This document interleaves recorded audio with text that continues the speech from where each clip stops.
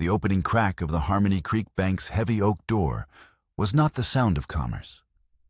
It was the sound of a promise breaking. A hot, dry gust of wind thick with the scent of red dust and distant sage swept through the cool interior, carrying with it 3 men whose faces were hidden behind sweat-stained bandanas. Their boots hit the polished floorboards with the finality of coffin nails. Eliza Harper, standing behind the teller's cage, felt her breath catch. At 22, she was the daughter of the town's former lawman, Arthur Harper, a man whose legacy of quiet integrity still clung to the town like morning mist. Eliza had inherited his sense of order, his calm demeanor. But in that moment, as a revolver's barrel swung in her direction, all order shattered. "Nobody move," the lead robber snarled, his voice a gravelly rasp. The bank's few patrons froze, a rancher's wife clutching her purse, a young farmer staring wide-eyed, and an old prospector named Jedediah Hale, whose weathered face and gnarled hands told stories of 100 hard-bitten years. But it was the 4th person in the room who held Eliza's attention, Sheriff James Carver. Carver stood near the vault, his hand hovering near the Colt Peacemaker, holstered at his hip. He was a pillar of Harmony Creek, a man whose charismatic smile could disarm a hostile crowd, and whose reputation for justice was ironclad. He looked at the robbers not with fear, but with a strange, calculating calm. "Now, boys," Carver said, his voice smooth as whiskey, "there's no need for this. Let's all just take a breath." The lead robber laughed a short, ugly sound. "Save the speeches, Sheriff. We ain't here for a chat." He gestured with his gun toward Jedediah. "You, old man, open the vault." Jedediah Hale, who had been Carver's estranged prospecting partner decades ago, shook his head, his pale eyes fixed on the sheriff. "I ain't got the combination, and you know it, James." It was then that Eliza saw it. A flicker of understanding, a subtle, almost imperceptible nod from Sheriff Carver to the second robber, a wiry man with nervous eyes. It was a gesture so slight, so fleeting that anyone else would have missed it. But Eliza, trained by her father to observe the smallest details, saw it clearly. It was a signal, an authorization. The world seemed to slow. The wiry robber raised his pistol not at the sheriff, but at Jedediah. The old prospector's eyes widened, a look of dawning horror replacing his defiance. He knew. He understood the betrayal in that final silent moment. "No need for that," Carver said, his voice still placid, but his words were a fraction of a second too late. The gunshot was deafening in the enclosed space. Jedediah staggered back, clutching his chest, a dark stain blossoming on his worn shirt. He collapsed to the floor, his body thudding against the wood. As he fell, his hand, which had been tucked inside his coat, opened. A small silver locket slipped from his grasp, spinning across the floor until it came to rest near Eliza's cage. The locket was engraved with a symbol she couldn't quite place, a crossed pickaxe and shovel.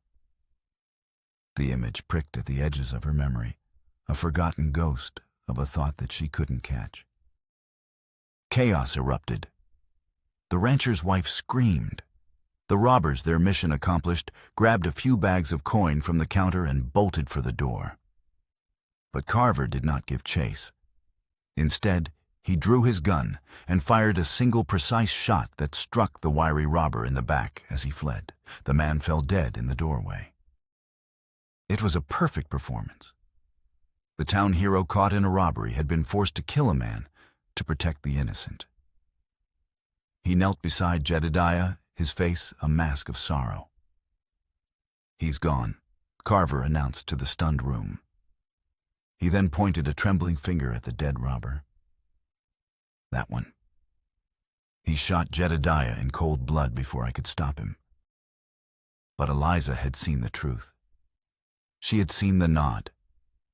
She had seen the sheriff, the town's protector, subtly orchestrate the murder of an old man and then execute the triggerman to silence him. The shock was a physical blow, leaving her breathless and cold. Her world, built on the foundations of law and trust her father had instilled, had just been leveled to the ground. She looked from Carver's feigned grief to the silver locket on the floor, and a terrifying certainty settled in her heart. This was not a robbery. This was an execution. Harmony Creek was a town that lived and died by the sun. The red dust of the plains settled like a fine powder on every windowsill, a constant reminder of the unforgiving landscape that surrounded them. In the morning, the town was painted in soft pastels. By noon, it was bleached white under the merciless glare, and in the evening, it bled into shades of orange and purple. The groan of the saloon doors swinging in the hot, dry wind was the town's perpetual sigh. In a small, tidy house at the edge of town, Eliza lived with the ghost of her father's legacy. Arthur Harper had been sheriff for 30 years, a man whose quiet authority was felt more than it was heard. Now in his twilight years, he was frail, his memories fading like old photographs. His days were spent in a worn armchair by the window, his gaze distant. Eliza's life had narrowed to the rhythm of his needs, cooking his meals, reading him stories, and polishing the tarnished silver star he kept on the mantelpiece. Polishing that badge was a ritual, a way of connecting with the father he once was, and the principles he had taught her. She saw the law not as a weapon, but as a shield for the innocent, a belief that felt as solid as the granite mountains to the west. Sheriff James Carver was the man who had inherited that shield. To the town, he was everything Arthur Harper had been, but with a modern, charismatic shine.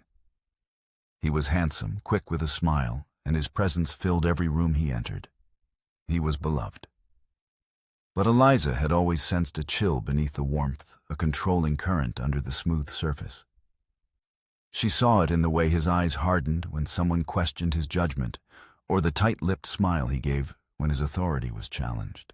It was a coldness she had never been able to name until the day of the bank robbery. In the days following Jedediah's death, a shadow fell over Harmony Creek. Carver was hailed as a hero, his story of the tragic shootout repeated in the saloon and the general store, until it became immutable fact. The dead robber was buried in an unmarked grave, his name in history erased, a convenient villain for a town that needed one. But Eliza could not forget the nod. She could not forget the silver locket. The foreshadowing, she realized later, had been there all along. A week before the robbery, Sheriff Carver had paid a visit to her father. Eliza had been in the kitchen, but she heard their voices from the sitting room. Carver's tone was friendly, almost casual, as he asked Arthur about the old days. "I was just looking over some old land deeds at the bank," Arthur Carver had said. "Came across the old claim for the Blackwood mine. Made me think of you and Jedediah. A real tragedy, that accident." Eliza had paused, a dishcloth in her hand. The Blackwood mine. Her older brother Thomas had died there in a cave-in when he was just a boy, an accident that had shattered her family and hastened her father's decline. She heard her father murmur a response, his voice weak and clouded. A terrible day, Carver had pressed. Funny how a piece of paper, a simple deed, can hold so much history, so much value. At the time, the conversation had seemed like a simple, if insensitive, trip down memory lane. Now it felt sinister. Carver's interest in the land deeds, his mention of Jedediah, the accident, it was all connected. He wasn't just a murderer. He was a man tying up loose ends from a past he desperately wanted to remain buried. Eliza knew she was in danger. The knowledge was a cold knot in her stomach. She was the only one who had seen the truth, the only one who could unravel the lie that held Carver's world together. And a man like Carver would not allow such a threat to exist. 2 days after the funeral for Jedediah, the summons came. A deputy, a young man with nervous eyes, knocked on her door and informed her that Sheriff Carver wished to see her at his office. The time for silent fear was over. The confrontation was coming. As she walked through the dusty streets toward the jailhouse, she clutched the silver badge she had polished that morning, its familiar weight a small, cold comfort in her trembling hand. She was Arthur Harper's daughter. She would not be silenced by fear. The sheriff's office was a cage of shadows and stale cigar smoke. Maps of the territory were pinned to the walls, lines drawn in red, to mark patrols and boundaries, a testament to the order Carver was supposed to uphold. He sat behind his large oak desk, not in his usual posture of confident authority, but slumped slightly, a bottle of whiskey and a single glass before him. He gestured for Eliza to sit, the gesture less an invitation than a command. He didn't speak at first, just poured himself a drink and studied her over the rim of the glass. His charisma was gone, replaced by a flat, cold appraisal. "A terrible business at the bank, Eliza," he began, his voice low. "Jedediah was a friend. A long time ago." Was he? Eliza's voice was steady, betraying none of the fear that was making her heart hammer against her ribs. Carver's eyes narrowed. "You saw what happened. A desperate man made a bad choice." "I saw you." She countered, her voice dropping to a near whisper. "I saw you give the signal. You let him die." The air in the room grew thick and heavy. Carver placed his glass down with a soft click. The mask of the grieving public servant fell away, completely revealing the cold, predatory face beneath. "Some things are best left forgotten, Eliza," he said, his voice slick and menacing. "For everyone's sake, for your father's sake. A man in his condition doesn't need any disturbances." The veiled threat against her father sent a chill through her, but it also ignited a spark of defiance. "The truth isn't a disturbance, Sheriff. It's the truth." A slow, cruel smile spread across his face. "The truth," he mused, "is whatever people believe. And they believe in me." He stood up and walked to the window, staring out at the dusty main street. A confused young woman, grieving and traumatized, misremembering things in the chaos. It's a sad story. Plausible. He turned back to her. But a story about the town's sheriff conspiring with bank robbers, that's a fantasy, and no one will believe it. He walked her to the door, his hand resting for a moment on her shoulder, a gesture that felt more like a brand than a comfort. As she stepped out into the harsh sunlight, she knew she had sealed her fate. The accusation came that afternoon. Carver stood on the steps of the jailhouse, addressing a small crowd that had gathered. His voice filled with manufactured sorrow carried across the town square. He spoke of new evidence of an accomplice inside the bank. He spoke of greed and betrayal. And then he said her name. "Eliza Harper," he announced, his voice ringing with false regret, in her desperation for money to care for her ailing father, conspired with those men. She gave them the details they needed. Jedediah Hale discovered her treachery, and for that he was silenced. A wave of shock and disbelief rippled through the crowd. Murmurs turned to angry shouts. Eliza, who had been watching from the doorway of the general store, felt the town's eyes turn on her, not with sympathy, but with suspicion and hostility. These were people who had known her since she was a child, people who respected her father. But Carver's lie was more powerful than their memory. One voice rose in her defense. Deputy Silas, a lanky, honest man who had served under her father, stepped forward. "It don't seem like her, Sheriff." Silas said, his brow furrowed with doubt. "Not Eliza." Carver's gaze fell on Silas, cold as a winter frost. "Grief makes people do strange things, Deputy. I'm as shocked as you are." He turned back to the crowd. "I'm placing her under arrest. She'll have a fair trial." But Eliza knew there would be no trial. As the crowd began to surge forward, she slipped out the back of the store. Hiding in the alleyway, she heard Carver giving orders to his most loyal deputies. "Find her," he commanded, his voice a low growl. "And make sure she doesn't make it to trial. A tragic accident during the pursuit." "Understood." The words confirmed her deepest fear. This was not about justice. It was about silencing her permanently. Her flight was no longer a choice. It was a desperate, logical act of survival. With nothing but the clothes on her back and the terrifying truth in her heart, Eliza Harper ran. She fled Harmony Creek, the town that had been her home, and vanished into the unforgiving wilderness, the sheriff's posse thundering close behind. The desert was an ocean of scorched earth and shimmering heat.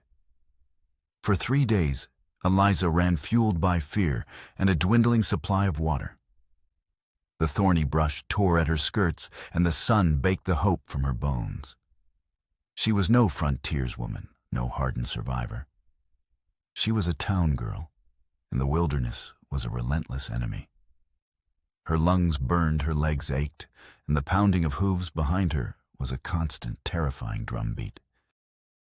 When the land finally fractured, opening into the yawning mouth of a canyon, she saw her only chance. She scrambled down the treacherous slope, sliding on loose rock and scree, the sharp stones cutting into her hands. She tumbled to the canyon floor, hidden in the deep shadows, just as Sheriff Carver's posse thundered past on the rim, above their cruel shouts, echoing and then fading into the vast silence. She collapsed against a rock wall, gasping for air, her body trembling with exhaustion and relief. The silence of the canyon was profound, broken only by the chirp of unseen birds and the whisper of wind through the rock formations. For the first time since she'd fled, she felt a flicker of safety. But she was not alone. From the deeper shadows, a figure emerged. He moved with a liquid grace that seemed part of the landscape itself, his presence as commanding as the ancient cliffs around them. He was tall, an Apache warrior, his body lean and hardened by a life she could barely imagine. His dark eyes, sharp as a hawk's, took in her torn dress, her panicked breathing, her desperate state. This was Takakota, a man the settlers knew only as a ghost of the desert, a legend whispered in hushed tones, a spirit of vengeance and survival. Eliza froze, her pulse hammering against her throat. The stories she had heard in town of swift, merciless raids of a warrior who could not be caught flashed through her mind. Terror was her first instinct, but Takakota did not move to strike. He simply stood there, studying her with an unreadable expression, as if weighing her soul. "I mean no harm," she whispered, her voice a raw, trembling thing. "Please, they'll kill me." Takakota tilted his head. He had no reason to involve himself in the quarrels of the white lawmen who had stolen his people's land and broken every promise. Yet something in her eyes resonated with him. He had known the hunted life, felt the press of enemies, eager to see him broken. He recognized the truth of her fear, a truth that transcended language and culture. Still, trust was a currency he rarely spent. He finally spoke, his voice low and resonant, the words in English carefully chosen. "They will not stop looking. This canyon is not a home." "I know," she pleaded. "But I have nowhere else to go. I can pay you. I don't have much, but—" He held up a hand, cutting her off. He had no need for her money. But he did have a need. He unslung a worn leather satchel from his shoulder and pulled out a small weathered journal, its pages filled with faded English script. Alongside it was a cracked, yellowed map. "This," he said, his gaze intense, "was with a dead man I found weeks ago. A prospector. The words are a mystery to me. The map is useless without them." He looked from the journal to her. "You are from their world. You can read their signs." The proposition hung in the air between them. It was not the unsettling personal demand she might have feared from the stories. but something far more practical and far more intriguing. "You want me to translate this for you?" She asked her fear slowly, giving way to a cautious curiosity. "I will give you shelter," Takakota stated plainly. "I will keep you from the sheriff's men. In return, you will give me the words in this book. You will be my tongue." It was a bargain of skills, a partnership born of mutual necessity. He had the strength and knowledge of the land to keep her alive. She had the key to unlock a secret he sought. The arrangement was logical, balanced. It offered her more than just survival. It offered her a purpose beyond simply running. For a moment, she thought of her quiet life in Harmony Creek, of the order and predictability she had cherished. That life was gone forever. This was her new reality. With a deep breath that was part exhaustion, part resolve, she looked him in the eye and gave him her answer. "Yes," she whispered, her voice shaking but firm. "I agree." Takakota nodded, a flicker of something, perhaps satisfaction, perhaps respect in his dark eyes. He led her deeper into the canyon, toward a hidden alcove, shielded from the sky, a place where no pursuing lawman would ever find her. The bargain was struck. The fugitive had found a protector. The warrior had found a voice. And in the heart of the desert, an unlikely investigation was about to begin. In the quiet sanctuary of the hidden canyon, a new rhythm took hold of Eliza's life. The frantic terror of the chase was replaced by the slow, deliberate pace of survival, and the constant fear of Carver's men was overshadowed by the looming mystery of the prospector's journal. Each evening, by the flickering light of a small, smokeless fire, their alliance took shape. Eliza would sit with the worn leather book in her lap, her finger tracing the faded ink, while Takakota listened, his face a stoic mask that occasionally betrayed a flicker of intense concentration. The 5th of June, 1858. She read aloud one night, her voice soft in the stillness. "Jedediah is convinced we are close. The vein runs deep beneath Blackwood Peak. Carver is getting restless, greedy. Arthur worries about the stability of the tunnels. I worry about Carver." Takakota grunted, his eyes fixed on the flames. "Carver?" He repeated the name, a harsh sound on his tongue. "The sheriff." The same Eliza confirmed, a knot tightening in her stomach. The journal was not just any prospector's log. It belonged to a fourth unknown partner in the Blackwood mine venture. The entries were short, cryptic, filled with observations about rock formations, silver yields, and the growing tension among 4 men and the author Jedediah Hale, a young James Carver, and, to her profound shock, her own father, Arthur Harper. As she translated, a dark story began to emerge. It was a story of a forgotten silver mine, a discovery of immense wealth and a partnership poisoned by greed. The journal spoke of a tragic accident that had occurred 2 decades prior, the same accident that had claimed her brother Thomas's life. With each page she turned, Eliza felt as if she were digging into her own family's grave. The journal was filled with names, dates, and a recurring symbol sketched in the margins, a crossed pickaxe and shovel, the same symbol she had seen on the locket that fell from Jedediah's hand. Their bond grew not through shared sentiment, but through this shared purpose. Takakota, in turn, began to teach her the language of the wilderness. He showed her how to read the subtle signs of the land, a bent twig, a disturbed stone, the flight pattern of a bird that could signal the approach of others. He taught her to track, to find water, to move through the harsh landscape without leaving a trace. He was a patient, exacting teacher, and she was a desperate, quick-witted student. One afternoon, while teaching her to identify medicinal herbs, he told her about his people. He spoke of the ancestral lands that stretched from these canyons to the great riverland that had been stolen by settlers with false treaties and broken promises. He pointed to a series of fine, silvery scars that patterned his back, different from the brutal marks of whips or blades she had imagined.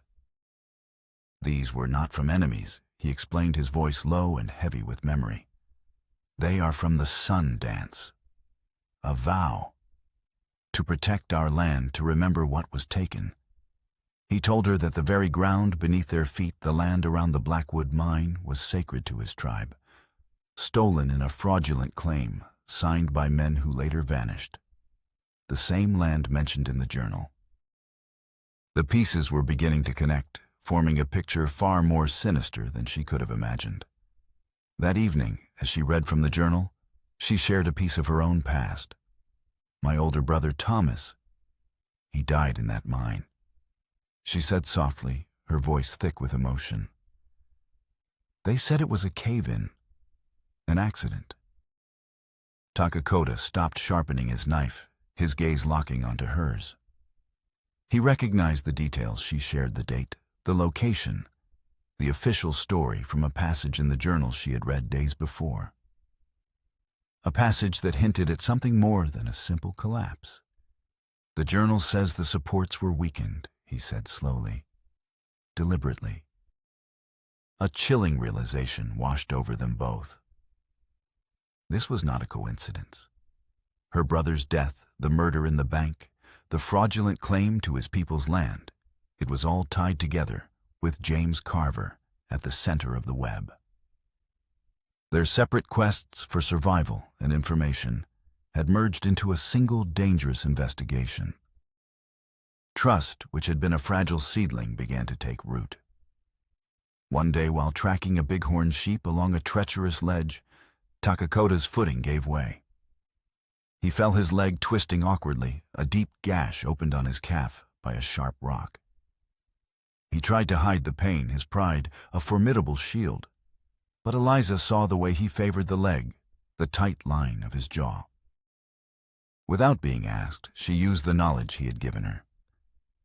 She gathered the herbs he had shown her, crushed them into a poultice to ward off infection, and cleaned the wound with water from her canteen. He sat stiffly watching her as she bandaged the leg with strips of cloth. When she finished, he met her eyes, and in their depths she saw the walls he kept so carefully guarded begin to crumble. He did not thank her with words. Instead, he simply placed his hand over hers for a moment, a gesture of acknowledgement, of acceptance that was more powerful than any spoken gratitude. The journal was nearing its final pages. The entries grew more frantic, the author's paranoia palpable. He wrote of missing dynamite, of Carver's late-night meetings, of a hidden lockbox containing the original signed partnership agreement. He feared for his life. He feared for Arthur. He feared Carver was planning something terrible to claim the entire mine for himself. Eliza felt a tremor of dread as she read the last entry, dated the day before the accident that had killed her brother. Her voice was barely a whisper. Carver knows. He knows I've been writing this all down. He called me a traitor. I have hidden the lockbox deep within the main shaft behind the marker of the crossed pickaxe. If anything happens to me, Arthur must know the truth. Jedediah must be warned. God help us all. The entry was unsigned. The author had vanished from history, another victim of Carver's ambition. And now Eliza and Takakota knew what they had to do. Their journey was no longer about hiding. It was about uncovering the final piece of proof buried in the dark heart of the Blackwood mine. The weight of the journal's final words settled upon them, heavy and suffocating as the desert heat. The truth was no longer a suspicion. It was a ghost story, written in faded ink, a 2-decade-old tragedy that had reached out to claim new victims. Eliza stared at the last page, her hands trembling. The accident that had stolen her brother, that had broken her father's spirit, was no accident at all. It was murder cold and calculated, orchestrated by the man her town called a hero. It was an explosion set by a young and ruthless James Carver, designed to eliminate his partners and seize the richest silver claim in the territory. Jedediah Hale had escaped that day, only to be silenced 20 years later in the Harmony Creek bank. The author of the journal, the fourth partner, had likely been buried in the blast.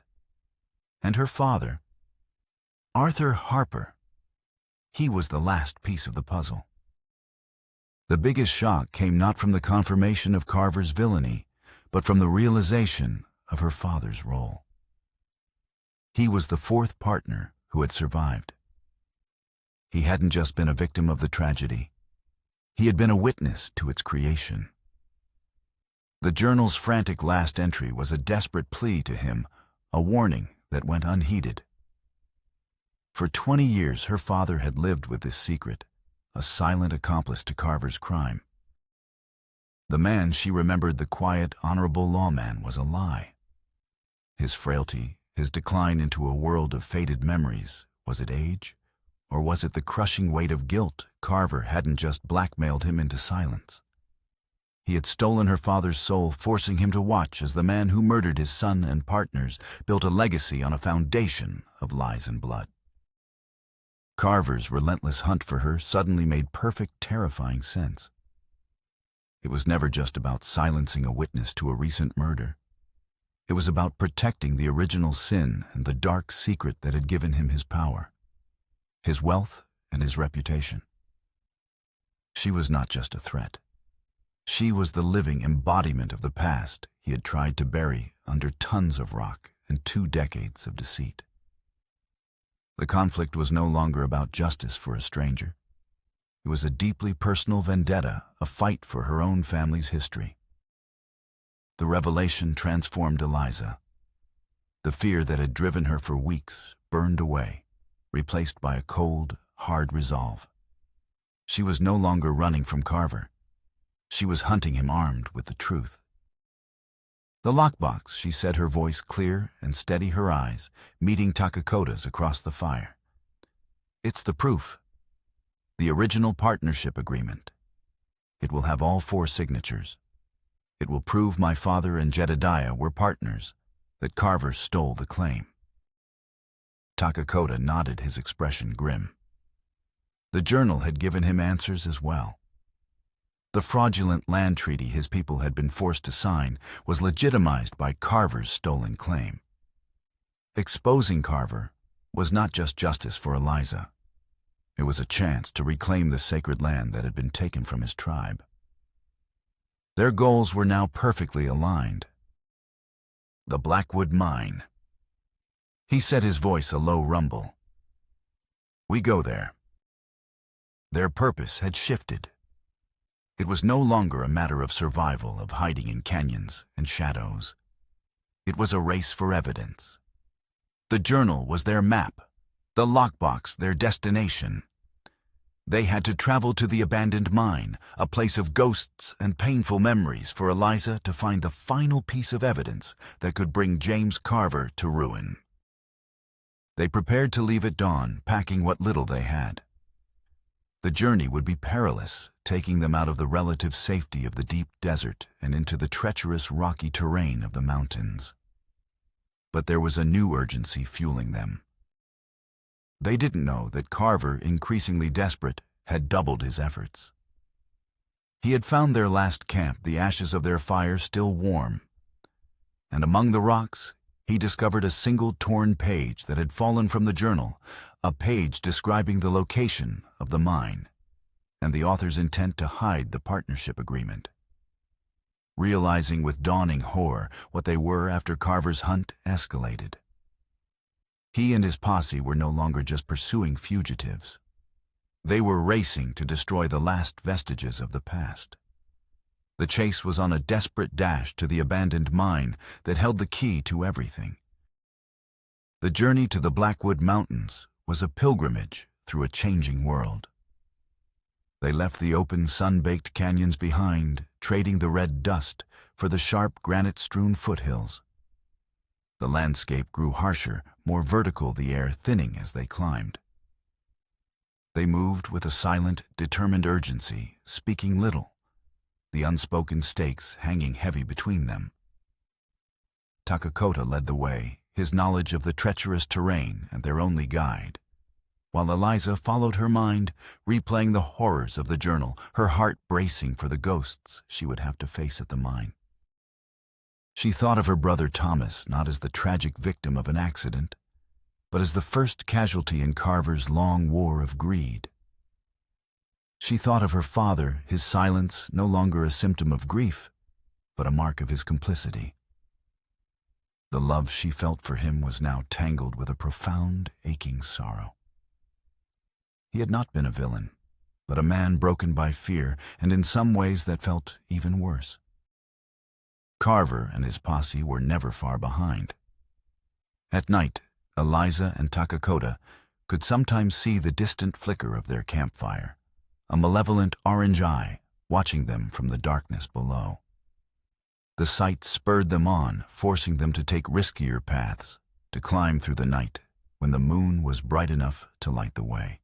The race was a silent, grueling battle of endurance and will. They finally reached the entrance to the Blackwood mine as dusk was settling, painting the sky in bruised shades of purple and gray. The site was a skeletal ruin. Rotted wooden structures groaned in the wind, and the mine's entrance was a dark, gaping maw in the mountainside, exhaling a cold, damp breath that smelled of decay and forgotten time.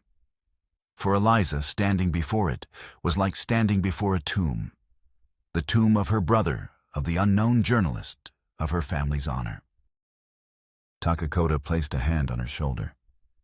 "We do this together," he said, his voice a steady anchor in the swirling sea of her emotions. They lit a lantern, its flickering light, pushing back the oppressive darkness, and stepped inside. The air grew instantly colder, the silence absolute, except for the drip, drip, drip of water echoing from somewhere deep within the tunnels. The lantern light cast long, dancing shadows that writhed on the rock walls like tormented spirits. The old wooden support beams, slick with moisture and decay, groaned under the immense weight of the mountain, a constant, ominous reminder of the instability of the place. Following the journal's description, they made their way into the main shaft. Deeper and deeper they went, the world of sun and sky, feeling a lifetime away. Finally, they found it a symbol carved into the rock wall, faint but unmistakable, a crossed pickaxe and shovel. Behind a loose section of rock, they found a small iron lockbox, rusted but intact. As Eliza's trembling fingers worked the latch, a voice echoed from the mine's entrance, magnified by the tunnel's acoustics. "Going somewhere, Eliza?" Sheriff Carver stood silhouetted against the dying light, his two remaining deputies flanking him, their rifles leveled. Carver held a lantern of his own, his face half in shadow, his expression a terrifying mask of triumph and desperation. "You've been in a lot of trouble," Carver said, stepping forward, his boots crunching on the loose gravel. "But it ends here. Hand me the box." Takakota moved to stand in front of Eliza, his knife drawn, its blade gleaming in the lantern light. The narrow tunnel was a death trap with no room for maneuver, no place to run. "It's over," Carver. Eliza said, her voice ringing with newfound strength as she clutched the box to her chest. "I know everything. About the explosion, about my brother, about my father." Carver let out a short, bitter laugh. "You know nothing. Your father wasn't just a silent partner, Eliza. You want to know the real truth?" He took another step closer, his eyes boring into hers, relishing the final painful twist of the knife. "Arthur helped me. He helped me set the charges. He was weak, terrified of getting his hands dirty, but he was so scared of our other partners that he helped me get rid of them. He chose my side. His only condition was that his boy Thomas, who'd followed him to the mine that day, be kept safe. But accidents happen." The words struck Eliza with the force of a physical blow, stealing the air from her lungs. Her father, not just blackmailed, but an active participant. A man who had traded the lives of his partners for his own safety, only to lose his son in the bargain. It was a moral reality so complex, so devastating, it threatened to shatter her resolve. But as she looked at Carver's sneering face, she saw not a powerful man, but a pathetic one. A man whose entire existence was built on the weakness of others. Her grief for her father crystallized into a diamond-hard fury directed at the man who had corrupted him. "You destroyed him," she whispered. "You destroyed everything." The standoff broke. One of the deputies fired the shot echoing like a cannon blast in the tunnel. Takakota moved with blinding speed, deflecting the rifle and plunging the tunnel into a chaotic brawl of shadows and flailing limbs. In the confusion, Carver lunged not at Eliza, but at the lockbox. His greed was his undoing. As his fingers closed around the iron box, his feet slipped on the slick, wet rock. He stumbled backward, his arms windmilling for balance toward a section of the tunnel where the floor had long since rotted away, revealing a deep, black mine shaft that plunged into the mountain's gut. A look of pure terror flashed across his face as he teetered on the edge. He let go of the box, clawing at the air, but it was too late. With a final choked cry, Sheriff James Carver fell, his scream swallowed by the infinite darkness below. The sound of his body hitting the bottom, faint and distant, was the last sound he ever made. The two deputies, their leader gone, stared in horror at the black pit, then at Eliza and Takakota. They dropped their weapons and fled, their footsteps echoing down the tunnel until there was only silence broken once more by the steady, lonely drip of water. Eliza stood, the lockbox safe in her hands and the weight of the past finally in her possession, ready to be brought into the light. The return to Harmony Creek was surreal. Eliza and Takakota rode into the center of town not as fugitives, but as messengers of a terrible truth. They did not look like heroes. They were covered in dust and grime, their faces etched with exhaustion, but they moved with a quiet, unshakable purpose. The townspeople stared, murmuring and pointing their faces, a mixture of confusion, fear, and suspicion. They walked directly to the sheriff's office, where Deputy Silas was now in charge. They placed the rusted lockbox and the weathered journal on the desk before him. Silas looked from the artifacts to their grim faces, his own expression wary. "Carver is dead," Eliza stated, her voice devoid of emotion. "He fell in the Blackwood mine."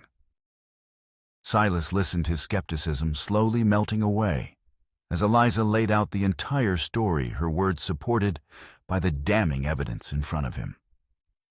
She opened the lockbox, revealing the perfectly preserved partnership agreement signed 20 years ago by 4 men: James Carver, Jedediah Hale, a man named Elias Thorne, and the journal's author, and Arthur Harper.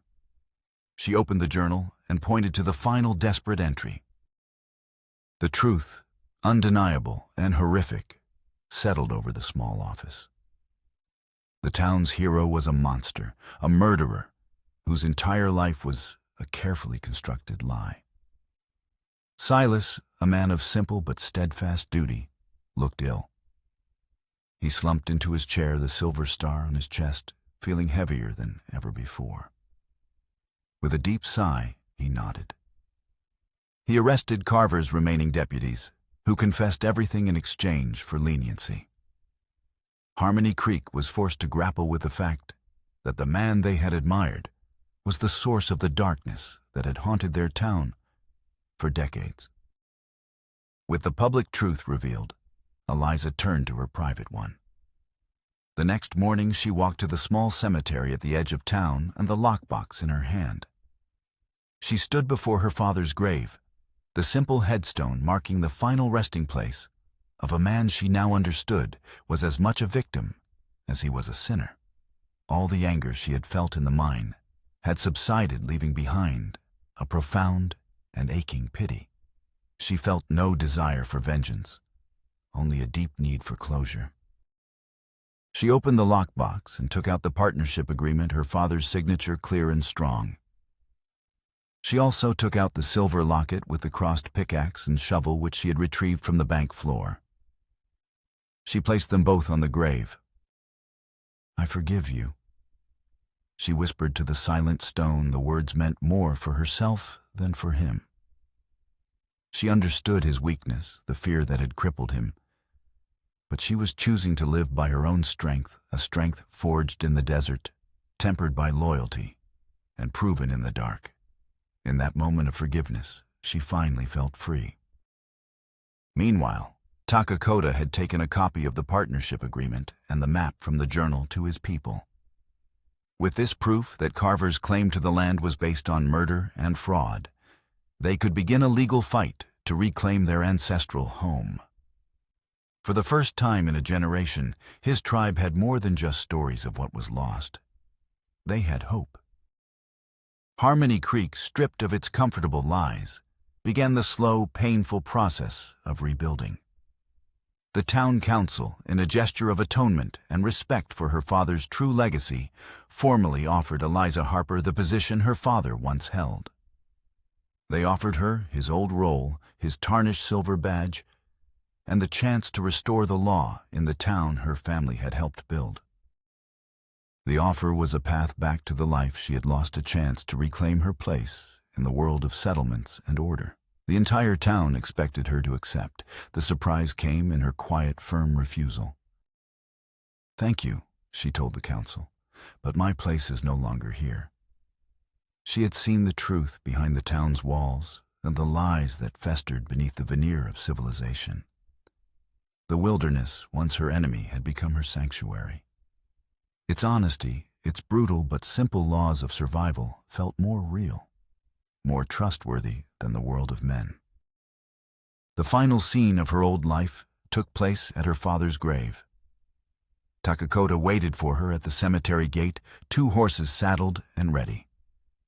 Eliza knelt one last time by the headstone. She picked up her father's old sheriff's badge, which she had brought with her. Using a corner of her sleeve, she polished the tarnished silver until it shone a final act of love and farewell. She did not pin it to her chest. Instead, she laid it gently on the gravestone next to the locket, and the agreement a respectful closure to a chapter of her life that was now over. She walked away without looking back, joining Takakota. He offered her his hand, and she took it, their fingers lacing together. They mounted their horses and turned them not west toward the setting sun of cliché and endings, but east toward the rugged mountains that shimmered in the morning light. They were riding toward a new beginning, a future they would build on their own terms, bound not by a bargain, but by a loyalty and love that had been tested in fire. Their journey was a new kind of freedom, one they had earned together, one that awaited them in the vast, open wild.